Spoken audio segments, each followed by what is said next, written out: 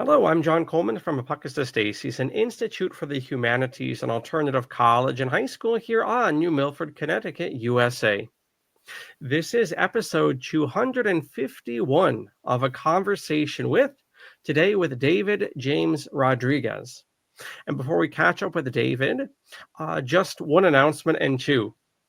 One of which is it just occurred to me before we went on air here that this show has been going on since 2018, which is something like 6 or 7 years, depending on my math and my lucidity for the day. But we began the show in August of 2018, and here we are at 251 shows. And so I would encourage people to check out those previous episodes. They are evergreen. The topics that we've covered and the dear guests that we have are still speaking to us with the miracle of modern technology. So check that out. And it's something really to think about to have done this show for a stretch now. And then the second point and the proper advertisement for this episode is an invitation to check out our cursive handwriting course, which is put on by Miss Vandana Rataria from India. Vandana, of course, does the abacus math program with us for the little children, but also for little children or big, she also teaches a class on cursive handwriting.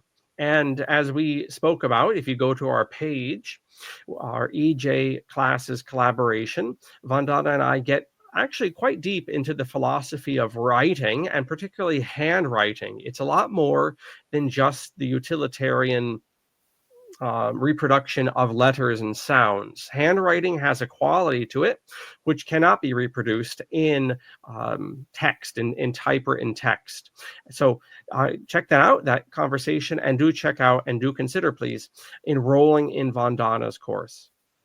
With that being said, David, welcome. How are you doing? Awesome, John. Great to be with you. How are you?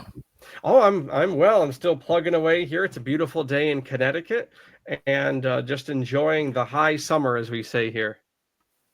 Awesome, man. Great times. Absolutely. And for the audience, I'm going to change the bubble back and forth on our time together. You can see David's linked tree, and from there, and that will also be reproduced down below in the description, you will be able to get to all of David's different classes, and he can tell us about that at the end of this presentation, the different consulting and so forth that David has with homeschoolers and whatnot. There's a lot there. But David, how would you summarize our last discussion about the legal system? It's such as we stopped a couple of times last month and had to take in the enormity of this fraud. How would you summarize our last discussion as we looked at the birth certificate and the whole idea of the legal person versus the natural man, etc.? Mm-hmm. Yeah, summarizing this huge system is pretty tough, but I would say it's a big house of cards that probably started off with sincerity and with integrity. But again, as I've stated with Lysander Spooner and the Constitution of No Authority, our rights come from the Creator. And this is not a new idea. This is from the Declaration of Independence. So the legal system itself seems to be in shambles, especially the family division, the child protection services. You know, when the federal government comes in there to the states and now there's monies involved. We did mention the birth certificate, where the birth of a citizen is now used as collateral to loan against and to lien against from the state's perspective, because I want to invite the audience to remember that the state doesn't create anything. It is a parasite. It is just like you and I, except we are humans and we are trying to work on a voluntary basis. But the state comes in there with actors and allegedly magical powers to say we have the authority to tax people and to levy people and to declare war on people because we're the state. And in court, if you've ever tried to ask what the state is while in court, it's a challenge because they aren't expecting that type of question. The state is a piece of paper. The state is a corporation. It's a public corporation. And if you look at the city and the county charters and state charters where you reside, you'll see that these types of organizations are literally just pieces of paper. So this is an evolution of that system, I believe, that's happening. And what a shocker to realize that the birth certificate is used as collateral, and among other things, the social security number. So yeah, a fraudulent system, a system that maybe tries to do good, but ultimately is doing more harm than good, in my opinion.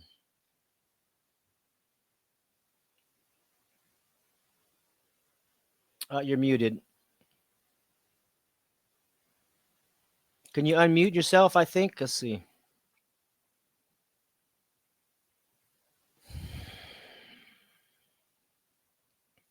Yeah, I can't hear you. Can you hear me? You can hear me. Okay, I cannot hear you. Let's see if I'm muted. Nope. Is your microphone on?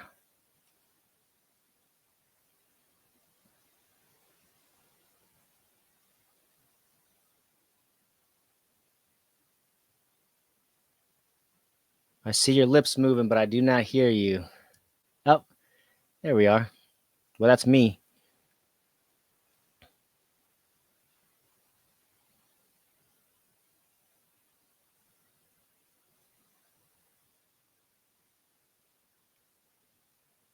Well, as John is working on his audio, I'll continue a little bit on the legal system, because a lot of my friends and a lot of the people out there are starting to realize that this legal system, this quote justice system, is actually just a racketeering type measure.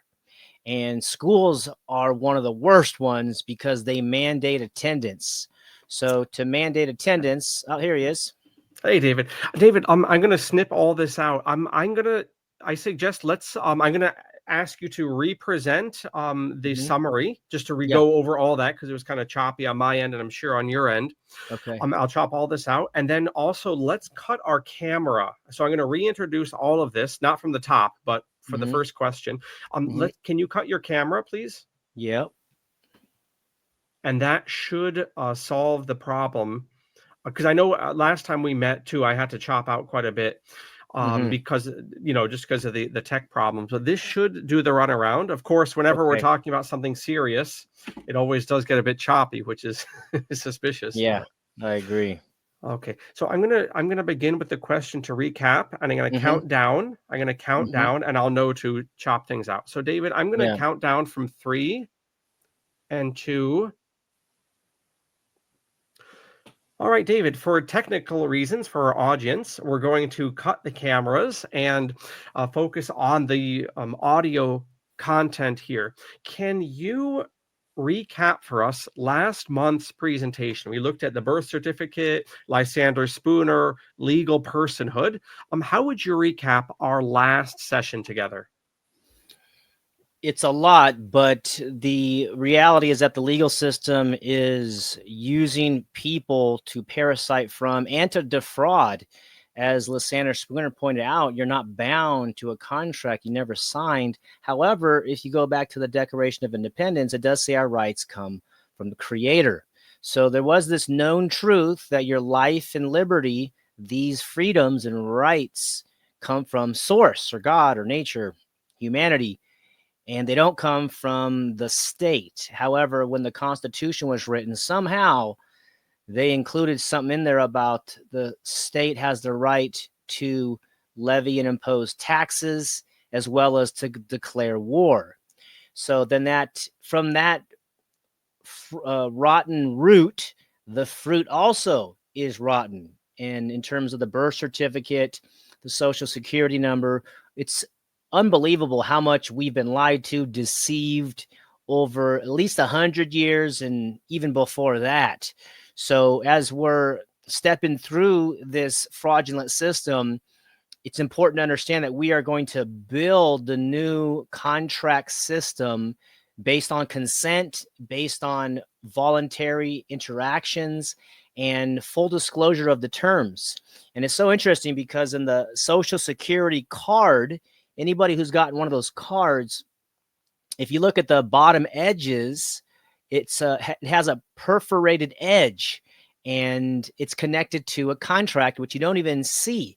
So by fraud and omission, the state and these legal systems are pushing us around, and we're caught in it. We didn't even know. Our parents forgot that their child belongs to them. And that's what we're going to talk a little bit about today. But if you look at the birth certificate, it calls your mother an informant on the birth certificate. So to summarize, this system is a challenge, but just understand that all these fraudulent paperworks and ideas that have hamstrung humanity are beginning to fall apart. And because it's based on fraud, coercion, and deception, it will not last, I believe, in the next phase of human freedom, because it's not honest. It's not based on integrity. It's not based on righteousness. And that's the world that all of us moral people want to live in. We want to live in a society where trust is supreme and honor is supreme.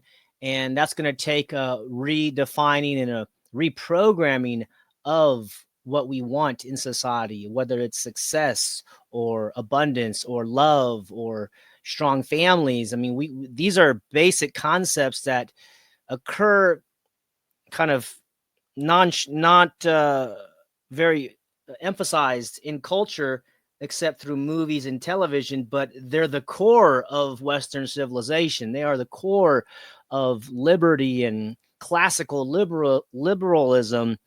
And we just never heard about it. I didn't, going through high school and college. These are very important ideas. So this legal system is based on a lot of dishonesty. And this new phase, I believe, is going to be based on honesty, full transparency, integrity. And that's what I'm up to. And I know you're up to that as well, John, with your educational ventures. And I'm sure many of the audience members are doing this at home or online, but we can smell that is not just something rotten in Denmark, but it might be the entire government where you are stated, not just in Denmark, but across the world.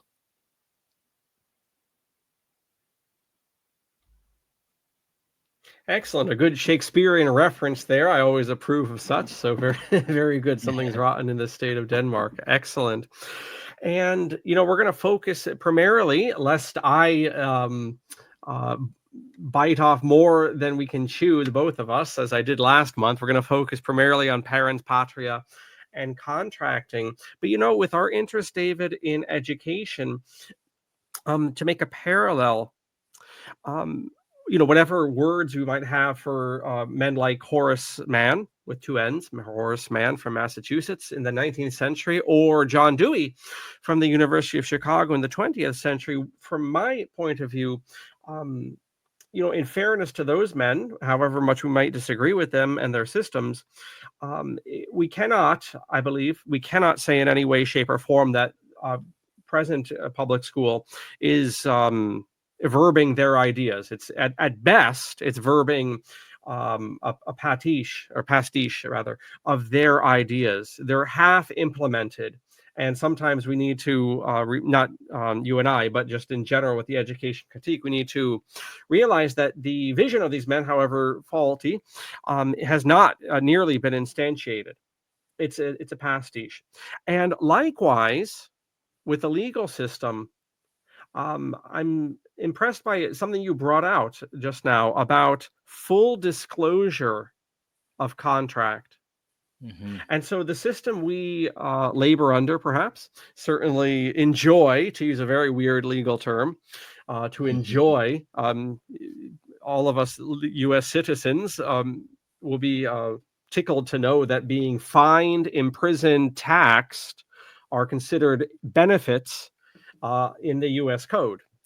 And other punishments are actually considered benefits. We enjoy such things. But to my point here, just like public education is not truly living out the vision of Horace Mann or John Dewey, likewise, in the liberal nation state, which we enjoy, so-called, we have this concept of the contract. In fact, in the truest philosophical sense, the contract, the social contract, is a mythology. this this significant belief that comes from the Enlightenment that there's a contract, and yet, to your point, and this is just my response to your great introduction. To your point, there are contracts everywhere, and yet they're not given nearly under full disclosure, and they're not given under free will, not without coercion, at least. Whether that's the birth certificate contract or the marriage contract or the traffic ticket contract or whatever other fine. Hmm. Most people have no concept that they're one, contracting, and two, they have no idea their ass from their elbow as to the parameters of these contracts. It's not full disclosure, and I really wanted to underline that great point you bring up. Hmm. Yeah, I think if we had realized everything we sign and create is a contract, we would be a lot more uh, careful before where we put our signature. And this is a new concept that's rising that was blowing me away too, was about loans. Yes, this was one of the most mind-blowing discoveries I made, and it learned, and it took a while because it's just, I'm from a small town. You just can't believe the fraud that these people put on us. But to get a loan, you and I would go to a bank, whether it's a car loan, house loan, anything like this, and we think the bank has a bunch of gold, silver, cash, fiat notes in this institution, like um, Scrooge McDuck diving through his gold, and his cartoons that we used to see as kids. No, when we go to the bank and we get an auto loan, mortgage loan, when we sign the promise to pay, whether it's 5 years, 6 years, 7, 30 years, by you and I, the living man or woman, signing the contract of this long agreement, we are now creating the credit by our pen stroke, which means the bank is getting money from us. And it's a big concept, but again, go to full disclosure and try to find them explain that a corporation doesn't have value. What has value is you and me. And in honor, when we say, if we pay $300 a month, you're going to give us $40,000 now for 7 years, let's say, as for a car or something. Well, that's a financial instrument now. So we could take that to any corporation, to any entity, let's say, in the financial world, and they would say, okay, yes, you commit to 70 months of payments, and we're going to give you this money. So in that case, they did not disclose that the real substance, the creditor, was you and me, whoever signed it. We thought this is a big institution with big old pillars outside. Looks like the Roman Colosseum, and little old us. We're just a small little person. No, it is the living soul, the flesh, the blood, you and I, which is the real value. And as I mentioned in the previous segment, on the birth certificate, I challenge or I invite you, our audience, to go look at your birth certificate and look in the fine print where your mother or father wrote their name. In my birth certificate from the 80s, it says informant. My mother is an informant.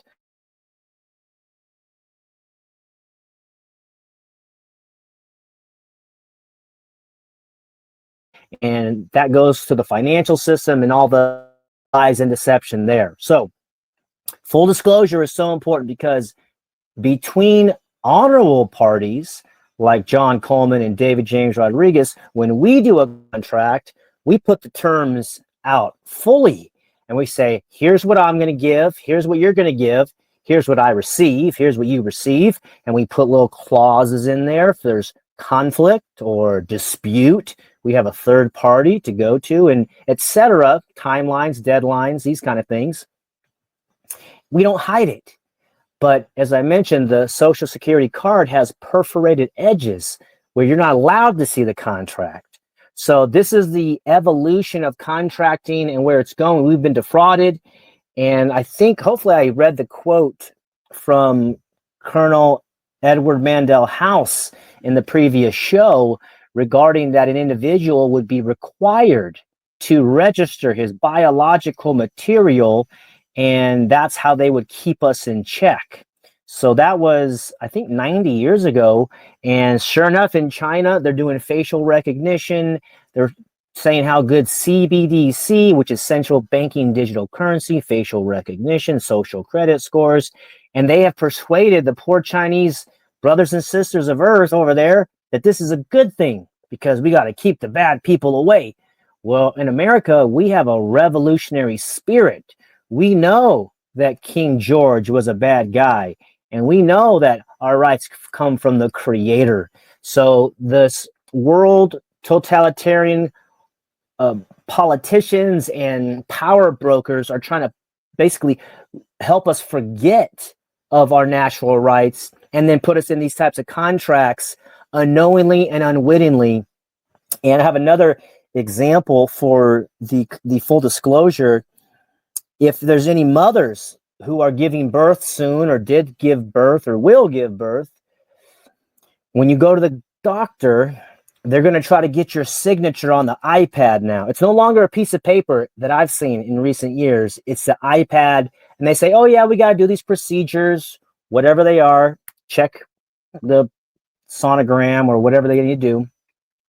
And it's this line, and you sign it like it was a receipt at Chipotle or something, you know? It's just so unassuming. But if you ask them to see the terms of that contract, they will throw a hissy fit and act like you're a bad guy or a bad woman for wanting to know what you're signing. So even the officials in the hospitals are unaware of the importance of full disclosure, and through their training, through their conditioning,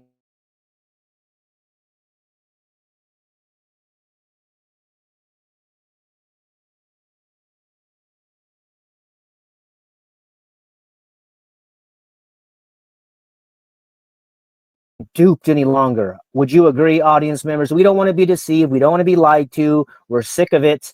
Generally, I can speak for myself at least. And it's time for us to grow up as a species, grow up as individuals, because we've been trained to be children. And as John Taylor Gatto calls it, extension, the artificial extension of childhood. So that instead of being a young adult at 12 or 15 or 18, it's now extended to 25, 35, 40, 45. And, you know, we have people that don't want to take personal responsibility beyond 18 or 25. That's a big problem. So it's the infantilization of humanity, and it's now up to us. Whatever we sign, we're allowed to see the contracts. It doesn't mean you got to be a jerk.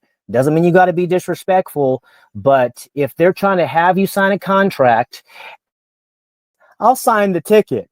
So by me signing the ticket, I agreed to show up to court under coercion, and now you can even write, if you are being forced to sign a contract. Yes, go ahead. You cut out there. So would you begin again at the speeding ticket? Yeah. So you mentioned the speeding ticket as a contract, and that is true. So I had an experience in San Jose, California about 10 years ago where I was pulled over going to a business appointment, and of course frustrated, trying to make some money, and this guy's now taking money from me. And he says, sign this ticket, and I said, I don't want to sign it. And this obese, mean police officer with a gun on his hip says, if you don't sign this ticket, well, I'm taking you to jail. I said, oh, in that case, I will sign the ticket. So by signing the ticket, that is a contract. But as we learn later, if you're forced to sign, you can at least write under duress below that, or you can put all rights reserved in some distinction to let whatever official know when they read that ticket that it was not voluntary. Under coercion is probably the best, or threats, duress, and coercion. Because, and if I can interject, yep. I would also suggest In any sort of thing with these tickets or fines, you make the aggressor write down their threats and sign it Mm, and date it. Right. So mm. I certainly support what you're saying with under duress, Yeah. but also get the bully to put their threats down in their own hands. So you should always traveling even on the street, forget about driving, so called. Mm, hmm. Always have paper and pen ready. And don't worry, if you don't, they're forcing the contract. As long as you and I aren't being pansies, consumers, just Mm. trying to get it done as fast as possible, Hmm. it is Yeah. on them to bring the paper and pen. So you forgot the paper and pen to make the tyrant put down their threats. Okay, well, we're going to wait here next hour until your supervisor, etc., provides this paper and pen. So I would just make by hell or high water, make the bully put down in their hand and their signature and their date, etc., their so-called badge number, their threats as well. Yeah, that's a great idea. I hope someone has done that successfully or tried, or maybe you have. All I know is that whenever I'm talking with cops and I stand up for myself, they hate it. And because they are trained to be bullies in their academies, it's the culture of their institution, because they have so much leeway and free range, and they can lie on their police reports. And some of the documentaries I've seen, like these crime documentaries, these cops are conspiring, and it's just such a dishonorable profession. Sorry for the small percentage of good ones out there, but as a whole, it's just this monopoly organization. And you're correct that you want to have them articulate their threats and their coercion against you. If you can get them to write it down, that's amazing. One of my rules when I was a right to travel activist for 3 years and had my car towed multiple times and got arrested multiple times, I created a little framework, which was anytime you get pulled over, you roll up your windows, you lock the door, you get your paperwork out, you get your video recording, and you try to pull over within very quickly versus 30 to 60 seconds. That's another story. But the point is that you want to video record them, at minimum audio record them. And that way, when they articulate the violence that they're going to inflict upon you, now you can either use that in a lawsuit or somehow use that to void a contract. Because if John and I, or your audience member and I, somebody's doing a contract and they pull out a gun and they say, sign this or I'm going to kidnap you, that contract can never be considered valid.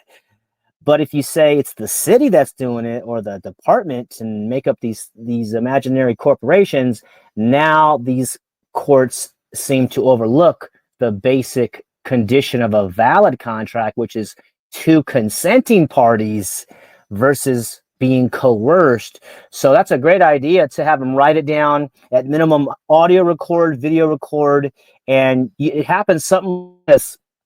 Oh, sir, you need to do this right now. And you can say, okay, well, I don't want to do that right now. Okay, you have to. Okay, well, what if I don't do what you tell me to do right now? What are you going to do to me? Oh, we're going to arrest you. We're going to detain you. We're going to harm you in any certain way.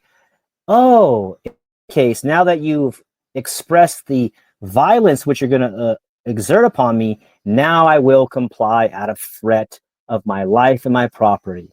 So that way, when the next court date or lawsuit happens, you can say, well, yeah, you complied with him.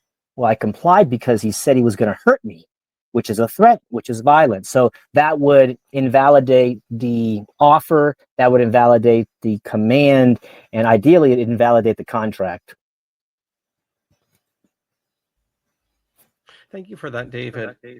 And David, for my rejoinder here, would you just mute, please? I'm still getting some reverb. Thank you. All right. So yes, and I would also introduce, I think and undermine, or rather underline, LINE, underline the prudence David counsels, especially in these so-called traffic stops, in particular, because as someone who has relations in the so-called police forces, the police that hold no office, police officers who hold no office. They're employees, they're hirelings. I will tell you with a little bit of background baseball that one of the first things those people are instructed by their slave masters in their academies is to treat anyone who speaks like we are speaking as an imminent threat to the slave's life, to the so-called police officer's life. And so David does bring out in a roundabout way the prudence necessary. Maybe it is enough just to write under duress. But I don't want to get too bogged down in the traffic stuff for this episode. What did impress me as we're looking at parens patria and the points of contract is an old quote from a Protestant preacher from the, I think, 18th century, Charles Spurgeon. David's talked about the contract, the birth certificate contract being the most infamous and mendacious of all of them. It is the foundational document upon which all subsequent lies in the legal system are buried, or based, rather. Charles Spurgeon, the old preacher, he says, "How precious must the soul of a man be that God and the devil are after it." And this quote by Spurgeon's presses on the points of contract. So what would you say to any of those points, David? And then what would you, how would you introduce for us the points of contract? And if you don't know them specifically, just in general, the concept of contract, if you can just elaborate, especially in the context of the state being the father, parens patria. Yeah, I love that quote by Spurgeon. The soul must be so valuable that the devil and the creator is after them. And I would say that's where we are now, is that they have the technology to surveil, to coerce, to facially recognize, all these things to dupe. But ultimately, the battle is inside of the individual, inside of us, and they're trying to get us to give that up. And the transhumanism agenda seems to be like one of those areas where they're going after the genealogy of you and your children or grandchildren in perpetuity, because once the system gets locked in where they control the money, they control all these things, and you're just stuck where they say you have to be stuck, they don't give it up. And that's how monopolies work. Monopolies, especially based on coercion, they do not give up territory, power, or authority once they have it. And that's true for the school system, the banking system. We're seeing it with the medical system. It's going to take an uprising for the people, and that begins inside of the individual. And so this is where the contracting knowledge begins. Back in the old days, maybe our grandparents, they did a handshake contract, and that was good enough because that was your honor and that was your word, and that was what people based it on. And then once the lawsuits and the law schools increased, then lawyers started to get in between conflict, and lawyers are often the one who benefit the most between conflicts, whether personal or professional. They get in there, and it's a game to siphon the resources. It's a game to create conflict, not resolve it. The longer a lawsuit is, the more that they make. One example is the O.J. Simpson case. The lawyers are the one who won on that one. He probably did commit murder and the reasonable doubt and all these things, but the lawyers are in there making money. So it's now up to us to learn how to contract. And I'm studying this. I've been studying this for some years now because I try to fight my own court cases, but I found out that once it's a political court case, they'll just railroad you and slam dunk you for themselves. And they say, oh, you want to appeal? Go ahead and appeal. And then that's a whole nother set of rules, and you got to pay more money to go play with those boys. So ideally, you want to make your own contracts, and if you don't like certain actors, you can exclude them in the contract.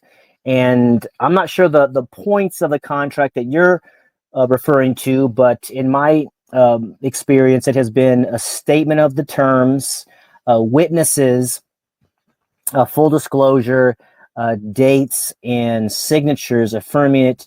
And in the contracts that I recommend, you put a conflict resolution clause in there. because one of the worst things you can do is go to these state courts because it's a racketeering, money making fraud. Wouldn't you like to go to arbitration instead? Arbitration now resolves, I think, over 50% of corporate cases now in America. So corporations are getting onto these ideas where, hey, if we have a disagreement, a conflict, let's go to a third party that's based on consent instead of a third party with a giant hammer and they can do whatever they want, called the state. So the Which is, by contract the is. way, Go ahead. just for fun, that's basically what's going on with those television court cases. What you're seeing when Joe Blow and Susie Q are suing each other when they were dating for $50 for the dog or whatever. When you see Judge Brown or Judge Judy or Judge Koch, Lord have mercy on him, those TV shows, those are all arbitration. If you wonder, like, what the hell is going on? How can there be a court on TV? Well, that's what's going on. It's arbitration. Yes, that's right. So they agreed, hey, we'll take this arbitrator. They dress him up as a judge. So yeah, it looks like a judge. It looks like a courtroom and things. And there's like some employee, that actor looks like a cop. Exactly. It's just dressing up. Right. So we can actually do this. And I recommend you start in your neighborhood. And these are some of the things that I'm working on too, because once society collapses, or I should say, once the dollar collapses and then moral fabric begins to wane, even as it is now, you want to have good relationships with your neighbors, your neighborhood, your local community, and you can actually make contracts with them, whether it's by handshake or by expression. And so, yeah, the point of these contracts is to express the terms. What are we agreeing to? Because I actually not just think that you and I are kings and the ladies out there are queens. I know it. I have come to the conclusion that this is the absolute fact. I own my body. There's no higher authority over me than my body and your body. You are the supreme authority over that yourself. So this truth seems to be the solution that can help us transcend these coercive plans that we're seeing by the counties and the states, and people are sitting back. So, well, what do we do? Well, you can't stay silent and you can't be unorganized and disorganized. You got to get with the people who get it, make some communities, make some circles, some men's circles, some women's circles. Some of the friends that I'm hanging with now, they have a monthly party and they have a potluck and they come talk about freedom of choice and stuff that's going on. So it's up to us to create the community, and then you have many people coming together to learn these things, and they'll be experts. And law is such a complicated thing. There's such deep niches of law. And how do you study it? Well, you got to learn, read, and practice. But the first thing is to know that you have the ability to contract. And when you sign a document, that is actually creating either a financial instrument or a legal instrument, some contract, and you have the authority. So I've actually done this before. I mentioned the guy who threatened to take me to jail. Well, about 5 years later, during the whole lockdown situation, I did refuse to sign, and they did take me to jail. And I said, okay, I guess that's what happens. I wasn't sure if it was a threat or if it was really going to happen. And so I said, what happens if I just stay silent? I didn't say a word. What's your name? And, ID and where you going? And I just stayed silent the entire time. So you do want to communicate with these people. Once they articulate what they're going to do to you, then understand a lot of these guys are just pawns, unfortunately. God bless their soul. They are humans, but they are working for, as you term, slave masters at the highest level who do know what this is about. And I think back to the framers of this country, they said one of the greatest threats is to have standing armies on the land. And that seems to be the local and regional law enforcement now that are making, in some of these videos you'll see, 200 grand, 300 grand. I saw and actually posted something just in the last few weeks. The top 10 city employees were like 400 grand, 380 or something with all their benefits. So it's a huge financial racketeering scheme. And meanwhile, us lowly people are trying to, just scrape up enough peanuts to survive because we're out here working on a voluntary basis. And this was known historically that if you work for the government, that's kind of a kind of parasitical job. Like, can't you go get a job in the market? You know, you got to go work for the state. And I sent out a tweet from John Gatto's X the other day, and I learned a new word. It was sinecure, which is SINECURE, and it's basically any job with no work but gives you financial benefit or status.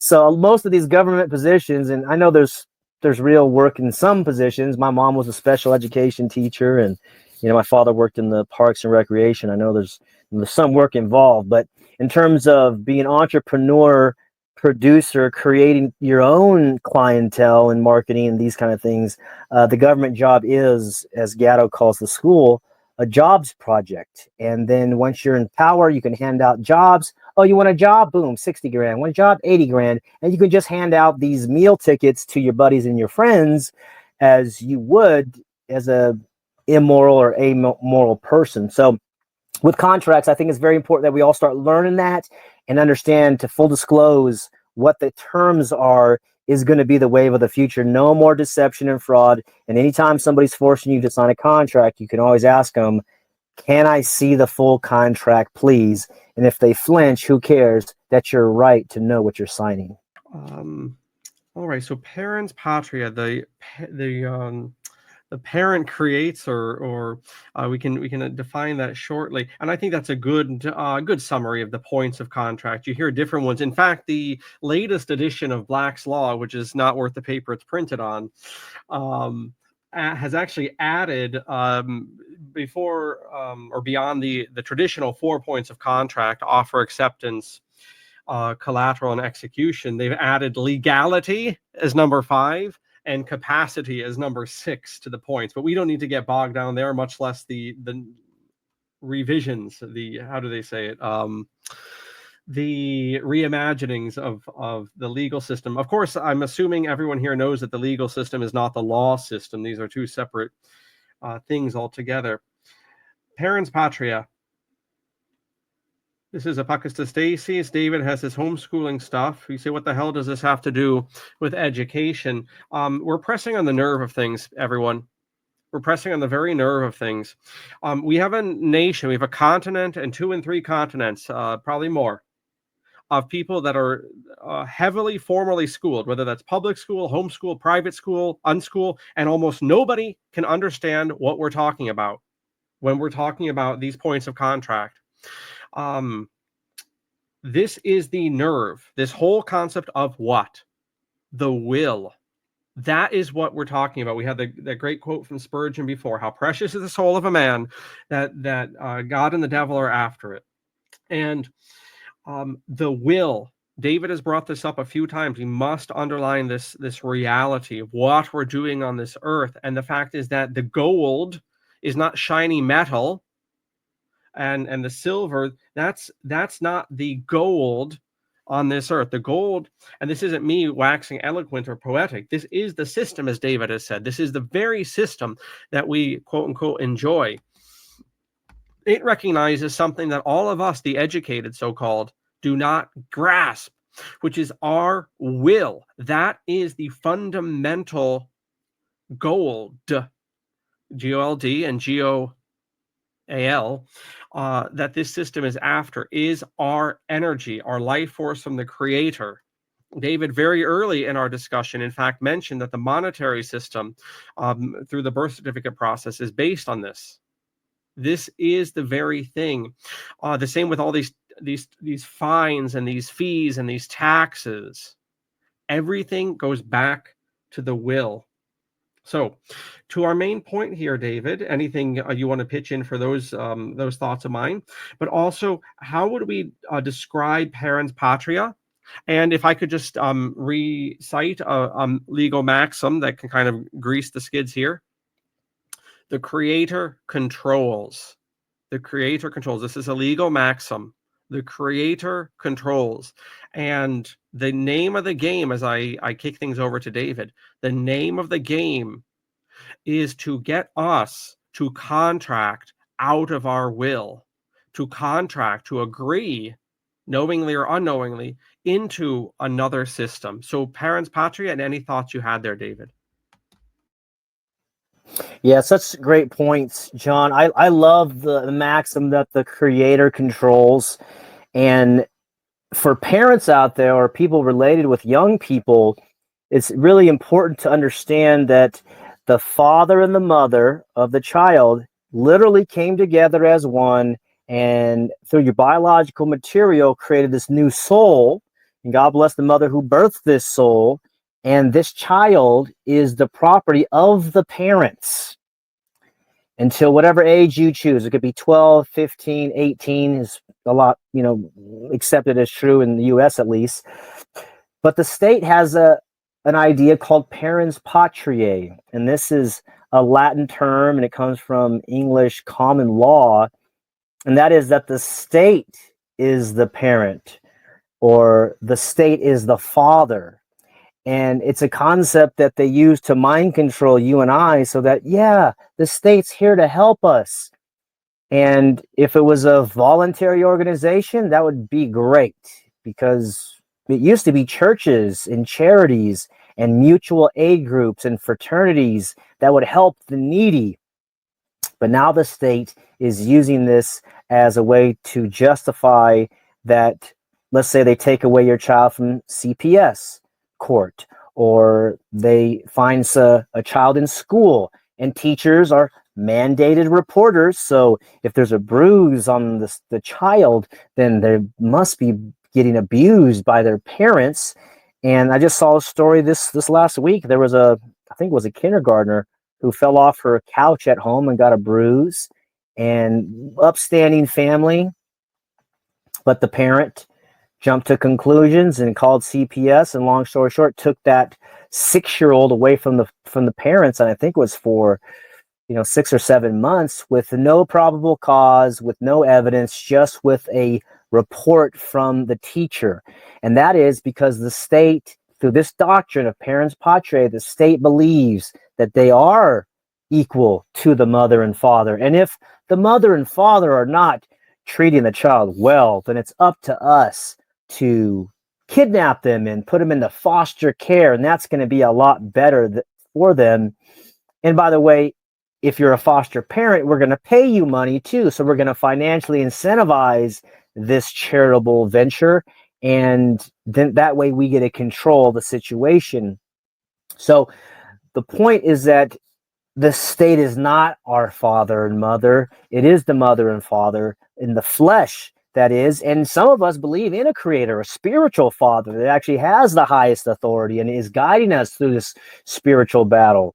And for that Spurgeon quote, it is something very important that these forces of light and darkness are after your heart and your mind. Call it your spirit, your soul, whatever. You can just call it the invisible you if you like. But I think science and technology, consciousness is realizing that we're not our body. This is kind of a suit of a character or an avatar, but there is substance behind it. And I love the phrase life force energy, because that is really true. Because what is making your heart beat right now? Chi, energy, the ether, we're not quite sure. We see what's happening, but we're not quite sure what is causing it and why, other than God's love, it seems to me. So the idea that you are a child of the state is erroneous and problematic if you believe it to be true, because then you'll go to the state. And I understand we've been under some generational mind control from the state, and we thought the state was there to help us. We thought the state was there to protect us from enemies, foreign and domestic. And those are great platitudes and lies. In my experience, it seems the state is a form of organized crime to rob and to use force to accumulate territory and resources. And back in the day, they'd call them pirates, but now we call them police or militarism. And that's just not me speaking. There's a story of Pat Tillman, who was an NFL superstar in 2003 and 4. And once they opened up the military to go sign up and to go kill the terrorist overseas who did 9/11, he did. He was a patriot. He signed up and he went over there to Afghanistan, I believe. And he said, we're not helping the people. We are hurting the people. We are the bad guys over here. And he wrote letters back, and Donald Rumsfeld intercepted those letters. And long story short, Pat Tillman was going to come back and become an anti-war voice early in the war. And suddenly he was shot twice in the head by friendly fire. And they made sure that he wasn't going to come back to end this war. So this is all based on contract, and the state's here to protect us. And you can even look into the history of the flag salute. And it's just such a deep rabbit hole to know that they've used our good intentions of trust and honor, and they've perverted it so that they can profit. And in the meantime, the innocent women, children, and men are getting brutally murdered. Over 1 million Iraqis and Afghanis have been killed. But that's not news, because the atom bombs in Japan killed over 180,000 civilians too. So this is all based in the states here to protect you, and we're your father, we're your parents. But it's time for humanity to come out of this hypnosis, this trance, and begin to take personal responsibility of all areas of our life. And that might seem like a big obstacle, because we've been so comfortably convenient for so long, and we're coming out of these shackles, these mental shackles, that somebody else is responsible for my life and my liberty. And you may have heard of the quote that the price of liberty is eternal vigilance. And since I don't use the word vigilance in my daily vocabulary, I didn't really understand it, but in time I got it now, which is basically freedom and slavery are always at war. Light and darkness are always at war. Good and evil are always at war. So you get to choose your side, and you get to stand and fight, or however you choose to do. We're fighting now, metaphorically, through the airwaves and through media. Media seems to be one of the most important ways to spread truth and empowerment, to know that we are not outnumbered, we're just out organized. And now we're beginning to realize, oh, we need to create our own media. We need to create our own content, our own books, our own educational institutions, healthcare centers, publishing centers, all, etc., architectural, all the things, so that we can plant the seeds and share knowledge for future generations, because this is an intergenerational scam job. And from somebody who came from a town with 3,000 people in it, I am just baffled at how this has gone on so long. But it seems to be through media, through fraud, through the financial coercion, the legal system, not knowing our rights. And I appreciate all the people creating content, and especially the people that are doing First Amendment auditing, recording in courts, exposing the bad actors, because these people that wear uniforms and think they have more rights than you, when they actually swore an oath. So back to the contract conversation with the cops, they actually swore an oath to the Constitution. So the Constitution binds them in theory. Now, I never did swear an oath to the Constitution, so I don't have any obligation to it. But these public officials, and I believe it's every public official, has to sign it in their paperwork, their hiring paperwork, that they will abide by the Constitution. And of course, you ask these people, and they don't even know where your rights come from. They don't even know what they signed, and they could care less. They're making 180 grand a year, and they've put money over morality. And there was one time in Santa Cruz, we were doing civil disobedience on the beach, and they were trying to kick us off because we had no place to go. All the businesses and churches and restaurants and bars and everything was closed. So we were on the beach gathering, and this lady comes over with her gun and her badge, and she starts telling us that we can't, be on the beach. And because we hold meetings like this, my friends know where their rights come from. So I said, ma'am, do you even know where our rights come from? And she says, yeah, the Constitution. And all of us started laughing at her, because he said, no, ma'am, they come from God. Okay. And if you ever read the Declaration of Independence 200 years ago, 250 years ago, next year, You would know, ma'am. So it's a beginning this empowered education conversation, knowing where your rights come from, standing up for them. And I interviewed a lady named Sue Ann Caesar, and then I'll give you the microphone back here. But she had a case where a gentleman was repairing his own roof, and the code enforcer came over and told him he needed a permit to change his own roof. And so she contacted him. I put the interview on my Freedom Law Academy YouTube channel. In short, they went back and forth for weeks, and she questioned him directly, respectfully, though.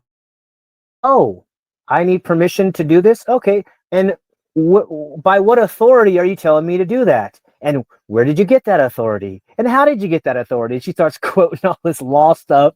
Long story short, the code enforcer quits his job.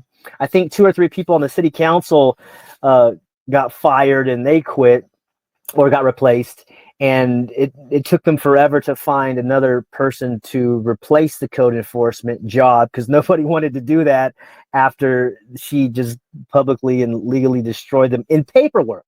So it was through paperwork they were going back and forth like a tennis ball back and forth, but it's because she knew who she was and she was helping this other gentleman through that. So knowing who you are and standing up for yourself is very important, especially when it comes to the state telling you what to do. You're not outnumbered. You're just out organized, and together we're putting this network together, this information together, so that we can rise and be strong. Because many hands make light work. Great, thank you for that, David. Would you hit the mute button there? You know, you'd go crazy here in the reverb on. It's one of these things. All these technological gizmos they give us, but sometimes they got hiccups. But yes, just my final points here, and we can kick things over to you, David, for the final words. But on my end here, who are we? Again, I go back to that meditation, that we have all of this formal learning, so-called schooling, and we've missed that. And that is beyond a crying shame. So we need to learn that agency. And yet the deck is very much stacked against us. The very social organizations, so-called schools, are training us for the job, most infamously and ingloriously. The job, obviously, the concept of a job does not lend itself to liberty. And indeed, the founding fathers, whom we've mentioned, and that whole generation, it would be unthinkable. It would be unthinkable for a man to have a job beyond just an apprenticeship in his teenage years. That concept. Why? Because how could you possibly have a self-governing republic, a republic of republics, where the men in the society are constantly receiving orders from others? It doesn't work. And so for that reason, amongst others, the concept of a job was anathema to the founding of this country. And here we are. And so we have to reach out and seize in every possible way those opportunities to exert our agency whilst everything is stacked and racked against us. And, you know, I was earlier today, I was going over a long laundry list that someone had put together of the birth traumas that attend John Rockefeller medicine, so-called. And they're just as tricky as John Rockefeller education, you come to find. So whether that's, ultrasounds or the whole concept of due dates, babies are supposed to be in there for 40, 9 months or 40 weeks, not a day after, or induction of pregnancy, or all these physical things. There's a laundry list. I'm looking at it right now. It's about 22 things in this individual put together. Pacifiers, formula. I mean, the whole thing, when you see it laid out there, you realize, just physically speaking, the control system that is there to disorient and scare the hell out of the parents and the babies. Vitamin K, the gunk they put in people's eyes, cribs. I'm just reading the list here. Well, guess what? It's not just the physical. This system of tyranny and control and bullying is not just something that scars and mars the body, C-sections and so forth. But it affects the soul. You know, in classical Greek philosophy, and this entered the medievals as well, Christian and Muslim, the body is the form of the soul. That's from Aristotle. The body is the form of the soul. And here we are again. If this system is going after the body in all these ways, at the moment of birth, and actually, I would never ever recommend working with this woman personally, but she has some good. She has plenty of good information. Her name is Janice Barcello. I would encourage people to get into her Birth of a New Earth work. Don't work with her, but her work is very good, information-wise. And she gets into this, that even from the conception, from the marital act, the sexual act, the trauma, and it goes even deeper than the birth. Anyway, where am I going with all this? It's not just the physical, whether that's the conception or the strange birth rituals that we have in Rockefeller medicine. It's going for the soul. To the whole point of this, it is going to the will. That is the name of the game. That is the true gold on this earth, is your heart, your soul, your essence. We could chop it up different ways. That is something we need to appreciate. And if there is to be a revival of a society, of an agentic, truly free society, not free like the Freemason attorneys say, free to buy and sell, because that's their definition, by the way. When you're going to Memorial Day parade and all the town council people are hooting and hollering about freedom, and this war slave, he died for our freedom. I mean, what they mean, what the Freemason attorneys mean, is contracting by commerce. That's what they mean, is commerce. When you hear, these people, that's not what I'm talking about. If we are going to have, and this is my final point, if we're going to have a free and agentic society, we need to individually, yes, but we need to think beyond the individual, communally, recapture the essence and the gold of what the soul is. And I end on that quote once again from Charles Spurgeon, the Protestant Great Awakening preacher in America. How precious is the soul of a man that God and the devil are after it. David, you have the stage for our final bit here. Yeah, that was great. Thank you, John. And I would just echo that quote and say that the mind is the battlefield. The reason they're taking children from your home, and not just your home, all the people's homes that are unaware of this at age 6, is because the child does not have a critical mind. And I'm glad to hear you brought up the point about having a job and being told what to do. Does it sound familiar when you graduated high school, if you went to public high school like I did, and then they graduate and they give you a piece of paper and hurrah, you're finished, and they say, well, what are you going to do now? And I remember trying to articulate and express what I felt, which was, what do you mean, what am I going to do? Aren't you going to tell me what to do? You've been telling me what to do for 12 or 13 years. So the invitation is that the younger you can begin exploring the world for yourself and understanding the great mystery. You don't need a miracle. You are the miracle. You are the gift, the value, the prize. Life is the highest. And anybody who's had a near-death experience like I have, and you realize, wow, this life is valuable. This body is important. And if not, go walk through the cemetery and wonder about those people. So we are this living force, and these entities, not just the state, but the corporations, trying to parasite off us, take our life force energy, redirect it, and transmute it into something to benefit themselves. But the future that I envision is this world, and you called it agentic, which is a great word.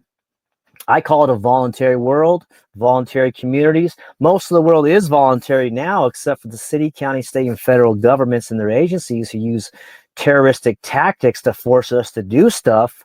But if you haven't seen the movie Gandhi from 1982, I highly recommend you watch that. He has a 5-hour documentary called The Life of Gandhi, which goes into further detail.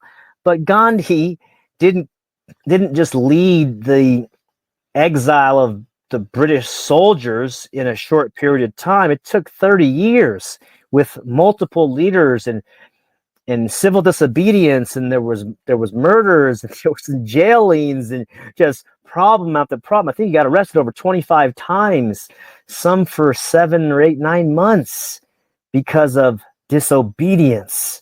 So how much are we willing to do something similar, or at least participate in the game? Martin Luther King got arrested over 25 times as well. So there is a price to pay for freedom. The unrighteous ones are not going to hand it to you or I on a silver platter because it's righteous. They already have shown their cards with the mandatory jabs and this great reset that they're trying to inflict upon us through the World Economic Forum and United Nations. They have showed their hand. They want a technocratic society, a panopticon society where you can't go anywhere, including your own house, without being surveilled. So it's up to us to make our own contracts, make our own agreements, get together with people and talk about the moral code, the morality of their actions. And I invite the men out there to create a circle, the moral men's circle, or the women get together and begin talking about the righteous queen circle, or whatever you want to call it.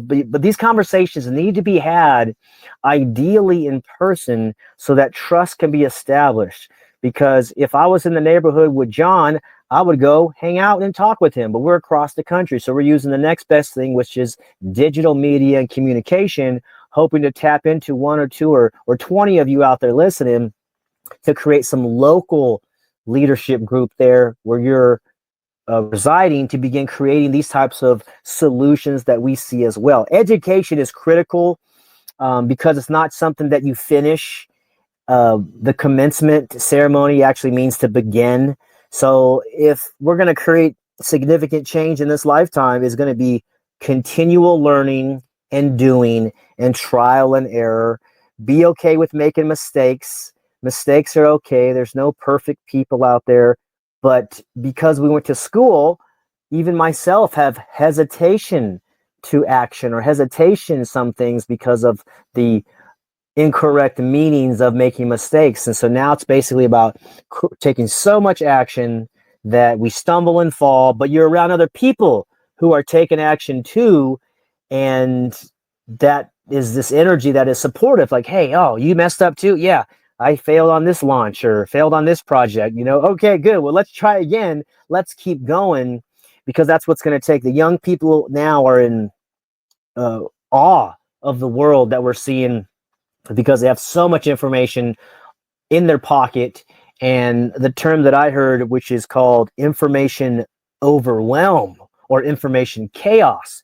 We don't need so much information now. Now we got to organize it and categorize it and utilize it and use our life force energy towards building these types of organizations and institutions and solutions. Contracts is one of them. Knowing where your rights come from, that's a big one. Who owns your body? That's another big one. And begin to see this world that we want to create, because it's not going to come from the top, from the politicians. It's going to come from grassroots people like John and myself and our friends and the people we're making connections and relationships with. And it is coming. This truth will not be squashed out. The unrighteous ones have tried to keep it hidden for so long, but they can't do it. The podcast, the decentralized platforms, and all these other ways of getting the information out there, they're getting this information out, and we're here for it. We're talking about it to create it so we can begin to be part of the answers that these young people are looking for, that the adults are looking for. And we want to live in a world where honor, morality, consent are paramount and important to every relationship. So it doesn't matter what people believe socially, but how are you acting and how are you spending your money? How are you earning your money? And I think that conversation will happen. There's another documentary here, just to wrap up, called How to Start a Revolution. And it talks about shifting dictatorships to more democratic governments by a guy named Gene Sharp. And it's very interesting. And in that film, there's activists, and he says, Once the children of the military men were being ostracized at schools, that really changed it for the families, because now you have the fathers who love their children, but they're saying, Daddy, nobody will play with me at school because they know you're part of the military enforcement class. So it started there, or I should say it was perpetuated there, and the dictator was toppled. So there's all these different ways, and that film articulates some ways to provide solutions peacefully. Of course, people do have guns and bullets, but I don't recommend that as a solution, because killing people doesn't really help that person, and he has family members too. So to find a peaceful solution like Gandhi did, and even to an extent MLK, he was peaceful, and there's a list of other people who say just don't comply with this.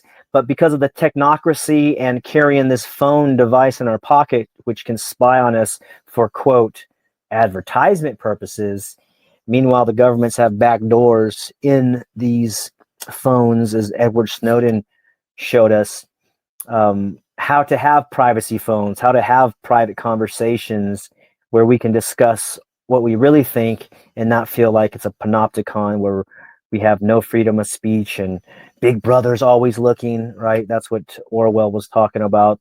So how to have privacy, and we can do this through contracts, technology, and taking personal responsibility and leadership for our lives, being courageous and asking powerful questions. This is, I think, another key point, to ask clear questions. And you don't have to be disrespectful to authorities, but if they want to have you sign a contract, you can ask why, you can ask where, and you may need to video record it or audio record it. Your rights come from yourself or the creator, your source, and you do not have to give them away. And you don't have to give them away for your children either. So it's time to be courageous, be strategic, find your tribe, tune into this podcast and show whenever you can. I am on Voluntary Living on YouTube with myself, David James Rodriguez.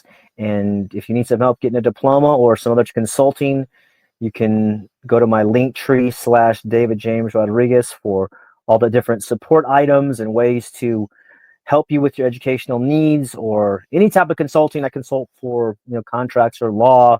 I'm actually talking with a potential student who is wanting to go to the Olympics. So something like any of these things, to be empowered, because this is where it's going. Strong leadership, strong men, powerful individuals who can lead and be courageous for whatever is going to happen in the coming 5 or 7 or 10 years. The unrighteous ones have their plans, but wouldn't it be smart if the righteous ones and the kind, loving, peaceful people like us and the audience here, if we had our own plans? And that is what Martin Luther King said. He said, those who love peace must learn to organize as effectively as those who love war. And that's what we're about here. So it's been a great joy to be with you, John. Look forward to speaking with you again. And we got to keep spreading the light and doing the good work as we spread the truth about self-ownership, consent, and freedom. Great, David. Thank you so much for that. That's a great send-off there. So I would just underline that for the audience. Please check out David's many, many talents that you can see at the link tree there and the YouTube. Both of these will be down below in the description. And then when you're sufficiently inspired and agentic, you can boogie woogie over to Apocrypha Stacey's and enroll in each and every one of our courses, buy each and every one of our books, and donate each and every one of your dollars to the school. All right. To the audience, thank you so much. And David, thank you especially for your insights. Over and out.